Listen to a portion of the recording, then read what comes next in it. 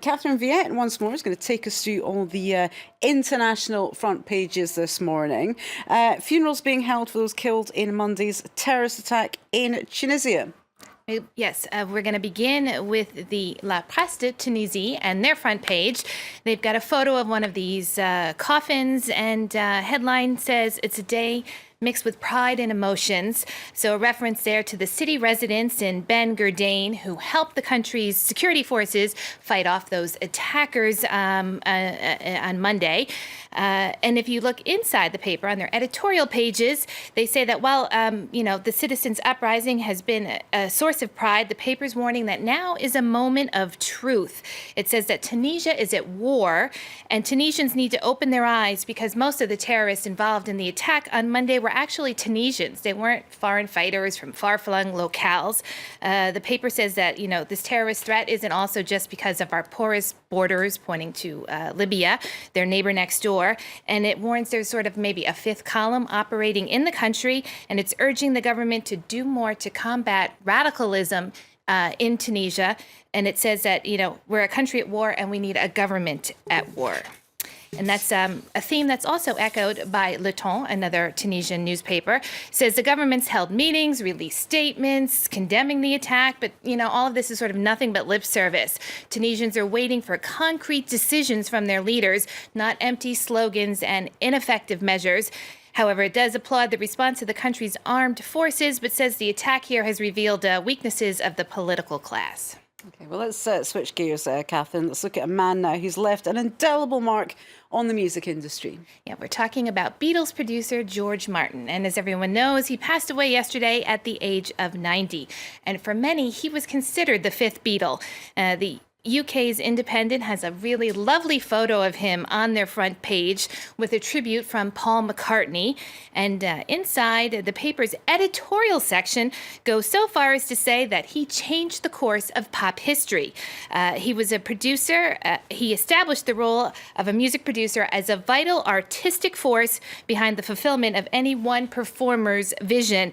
And he says that without Martin, there would be no Quincy Jones or Trevor Horn or Paul Epworth. The Guardian, too, weighing in on their editorial pages, says that Martin's most important contribution to the Beatles sound was, quote, opening their ears to the arsenal of the orchestra, and that it was Martin who suggested McCartney be backed by a string quartet on their big hit Yesterday.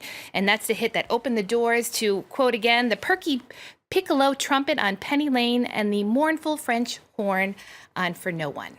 Well, the New York Times has been developing this as well, haven't they? They're exploring the impact he had on the Beatles in 5 songs. Right. The paper there picks 5 songs that says it wouldn't be the same without Martin's guiding hand.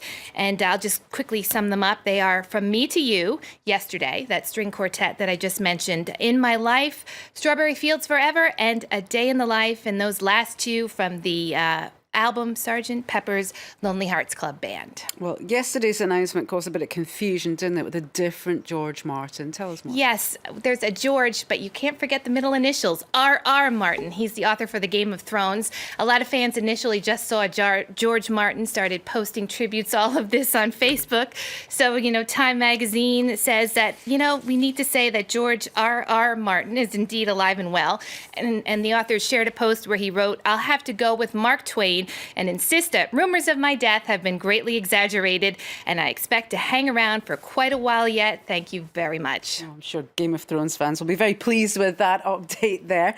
And now let's move on to some news of a more serious nature. Tomorrow is marking the 5th anniversary of that devastating tsunami and earthquake in Japan, which of course caused Fukushima, the worst nuclear disaster the country ever the seen. Independent went back to talk to a mayor of one of the city's hardest hit there, that's Minamisoma, and sort of takes a look back comparing about what the city was like before, during, and now 5 years later. So 5 years ago, right before the tsunami struck, it was a population of 71,000. At the height of the crisis, down to 9,000. Today, it's rebounded to 57,000. But the mayor says one of the big differences there is that a lot of mothers and children haven't come back. They're concerned, about continued radiation. that's a problem that's common across Fukushima's evacuated areas.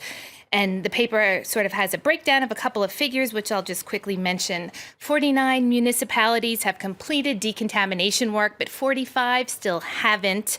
And they've removed 10.7 million one-ton bags of radioactive material. The mayor, though, optimistic, saying new businesses are opening in his city and that things are slowly returning to normal. And we will be exploring that in more detail in our Focus Report. Thank you very much, Catherine Viet.